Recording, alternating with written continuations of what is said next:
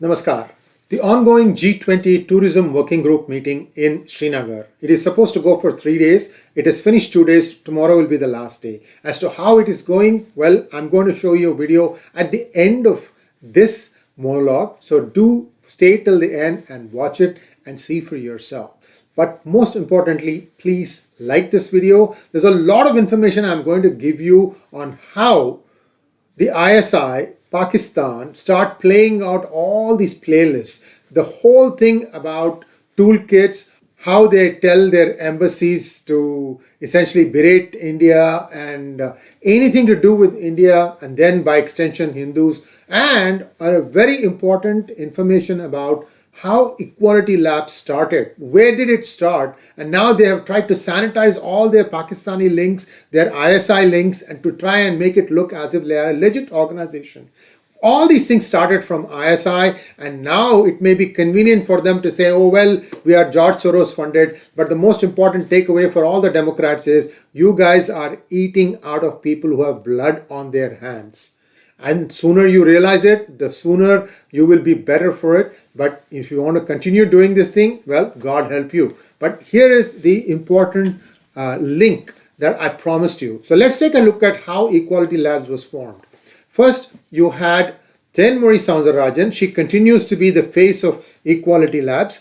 Well, who was the co-founder when it was founded? A person called 𝙤𝙤𝙪𝙤𝙪, who is a Bangladeshi American. But now if you go and look at their website, it will be carefully sanitized out. In fact, there will be no mention of this person or many other people who have direct or indirect links with the ISI and with Pakistan and perhaps many other terror organizations such as the Muslim Brotherhood. We know that thing, CAIR, ISNA, IAMC, alphabet soup. You know what I'm talking about. Now, the third person that I want to show you is Natasha Dar, who is the daughter of Huma Dar. And Huma Dar, I have a special mention for you afterwards, but she is a co-author of the caste discrimination report. There's 𝙒𝙗𝙗𝙪𝙤𝙪, there's Natasha Dar, and the third person is this person called 𝙒𝙗𝙖𝙩𝙤𝙪. Now, she has same information, same picture with a different name in a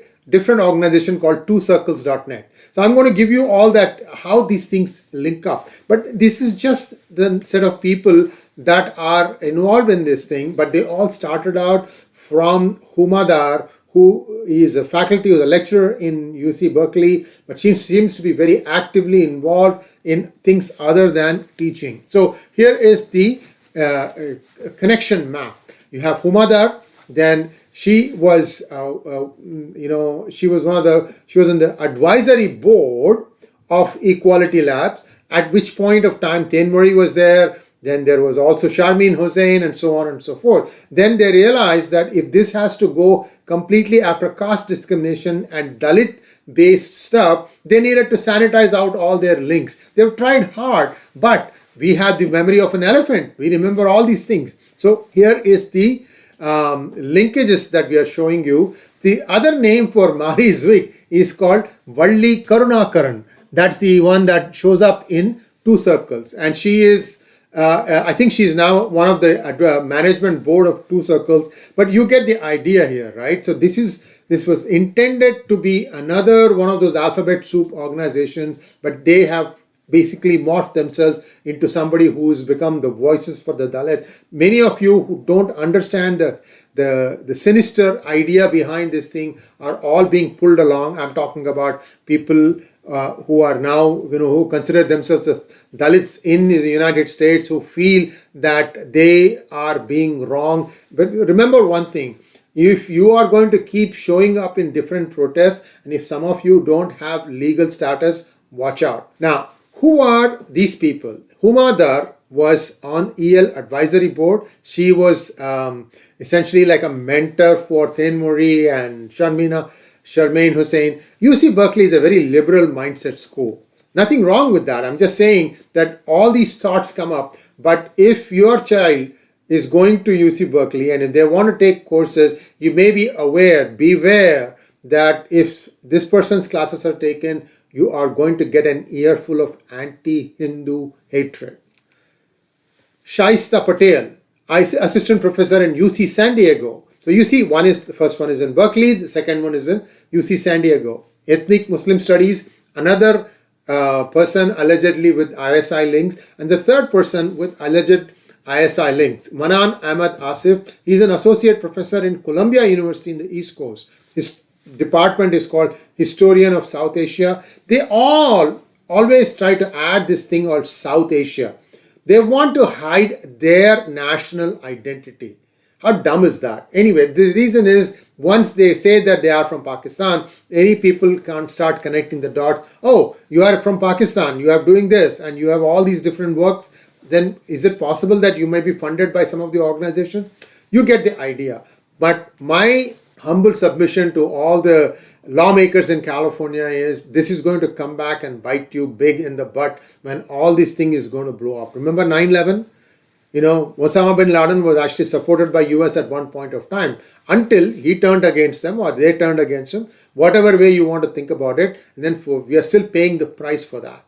So there was a meeting that was planned on 20th May. But before that, from the 10th of May onwards, these people, that is the ISI, and I'm going to show you a letter that ISI or the establishment from Pakistan sent to all their embassies, giving the toolkit, including giving some of the hashtags that are showing up right here. So they want people to go and protest against India for hosting. This is really mirchi lagi means this is exactly what it is. This is the mirchi at the rectum of many of the ISI operatives, and they can burn for whatever I care. But the point I'm trying to make is this is where it started. They first sent out the toolkit. They gave all these different hashtags, and then things start trending. You can start seeing that on 10th and 11th May, they all spiked on Twitter. Remember, they tend to concentrate on Twitter because that is considered the political platform. Like political leaders, whether it is UK or US or India, Pakistan, anywhere, they tend to be on Twitter and they tend to monitor because it's 140 characters to start with, now 280 characters. You want to say a quick soundbite out, just type it and send it out. So most politicians are on Twitter. So they want to go and make their voice be heard, amplified. So everybody starts working together to create all these things. So look at all these different websites that were giving out stories about how G20 in Kashmir is wrong, blah, blah, blah. Most of the accounts were, spearheaded by Humadar. I showed you the picture. Civitas Kashmir, 𝙒𝙧𝙤𝙪, I'm going to give you a little bit more information about her.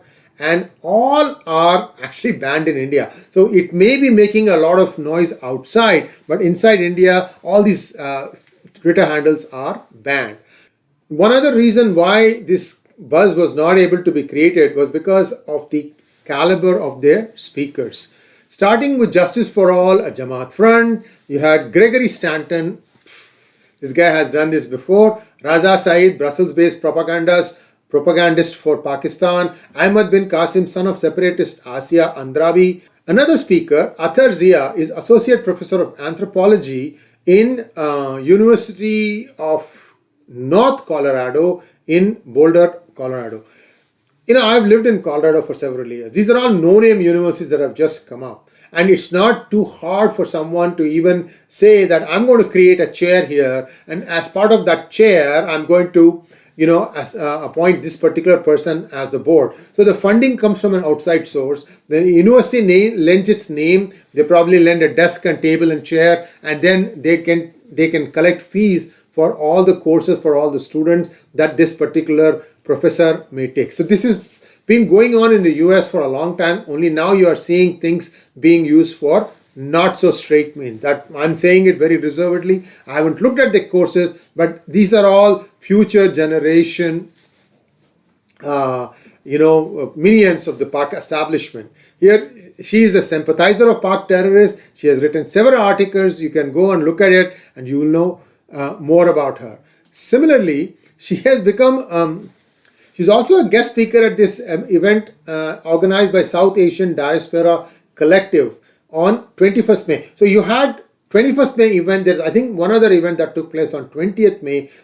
they have been going back and forth. They didn't want this 22nd event to start. Unfortunately, nobody cared. The only slight hiccup was that they were going to spend one day in Gulmarg, and that part has been cancelled, and they decided to stay back in Srinagar because of security reasons. Other than that, this has been a roaring success. On that same event, the other speakers were Canada-based author Robert Fantina.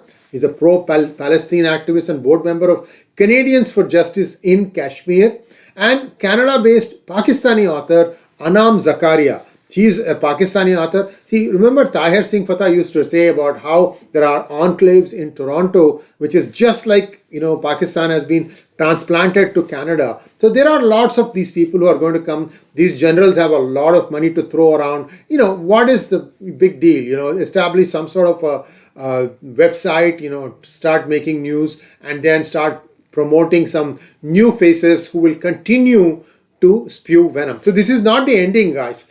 The SB 403 is just the first in a series of initiatives that's going to be done across United States, perhaps also in Canada. So we have to fight this thing every step of the way. I'm just giving you all the information in one shot so that those of you who are hard pressed for time can look at this video and say, oh, okay, I remember this person, I remember this person. Because these are all the voices that will keep coming back. They are relentless and they have no shame. They know they are lying. That is the whole best part. And yet, when you know you are lying, you put on this air of confidence, and all con men are confident. We know that, right? So this is how this is. This is another con exercise. What is really sad is many well-meaning American citizens are getting carried away because the other side, which is us, we don't go and tell them about all these things because we are trying to get ahead in our lives. We don't have any story, because we don't have any lies to propagate.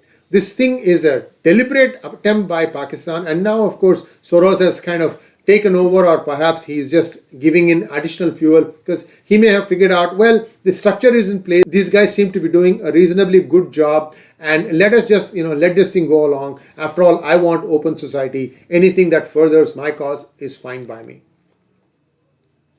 So what are all the different things that they use? They tried to say that, countries should boycott, and some did end up boycotting. Kingdom of Saudi Arabia, I think Turkey did not go, and I'm not sure if Indonesia did or not. I'm hearing both sides. So a few countries stayed away, but these are 60 nations that were there. 1, 2 or 3 not showing up, it's their loss. UAE actually has been there, and they invested also in Srinagar. So there are countries who see the value of this thing, and they can sift the grain from the chaff. A Netherlands-based foundation, London Story, exposed last year by Disinfo Lab as a project of IIMC. So see, the tentacles are spreading. It's not just located or limited to Northern America. They are in London, they are in, London Story, and it is based out of Netherlands. So you create all these obfuscations to make it look like there's some exotic new initiative or a think tank. Nothing. All these are MB-linked fronts to protest against the summit. Pakistan also had banned Sikh Justice Front. Mr. Gurpatwant Singh Pannu, he also was saying that there should be no G20 summit in Kashmir. All this has paved way for nothing. Nothing stopped. Everything is going smoothly. And more importantly, these kinds of noises will start coming down because the ISI is getting its butt handed to it. Drugs are being apprehended. The fake currency operation is being, completely shut down. And where else will they go for their money? ISI as an organization, I think its best days are over. You will start seeing the shrinkage, and with that will go all these people. And I can guarantee you, once the noise stops and these things start fading away, that's when the lawsuits will begin. And they will begin because a lot of other organizations, universities, city councils, took their word on face value, like the caste discrimination report. And they have initiated laws and so on and so forth. And those things are all based on lies. They don't apply. They don't need to have been there. So who's going to pay the bill? that's when the proverbial excrement hitting the rotating mechanism fixed on the ceiling is going to happen. Now, from Pakistan's head of Chancery for Kashmir affairs, and if you look at it, this is like very badly written English, and this was set on 15th May. So this was again a few days before the 22nd, a week before that, and he is giving all the points where all the things should be there. And this is IIOJK, illegally Indian occupied Jammu and Kashmir. Is that what they are trying to say? Anyway, these are jokers. Look at the English even. I mean, this is laughable. And they just keep on recycling the same excrement again and again and hope that something will stick. Most importantly, look at their hashtags. They even have hashtags in the letter. So, I mean, this is a dumb directive for double distilled dumbos. That's all I can say. Okay, so these things will be, again, this is how this mechanism works. This is how this toolkit works. And you know now that the entire edifice is built on top of lies. And I'm going to show you also some of the pages in Equality Labs when they were trying to sanitize. Originally, they had the acknowledgements to organizations such as Organization for Minorities of India, people like Bhajan Singh Bhinder. Well, these guys got caught in a different lawsuit with the FBI in a different case for trying to smuggle weapons. And then suddenly what happened? These people went away. After the report by Disinfo Lab, those names went away. So you see now that this initiative is losing ground. And therefore, what they are trying to do is somehow, having lost their case in the Cisco versus CRD, somehow they are trying to make the CRD to Cisco to pay some sort of a token acknowledgement that they will do something for caste discrimination, and therefore claim a moral victory. Because if they don't even get that, then EL stops today. Unfortunately, I don't know why CRD wants to do this thing. CRD itself is a corrupt organization. This is a California organization, and a lot is going to come out in the days and weeks to come. Thanks for watching. Please like, share, and subscribe to our channel. Don't forget to click on the bell button for notification, and do watch the video that follows it. Thank you.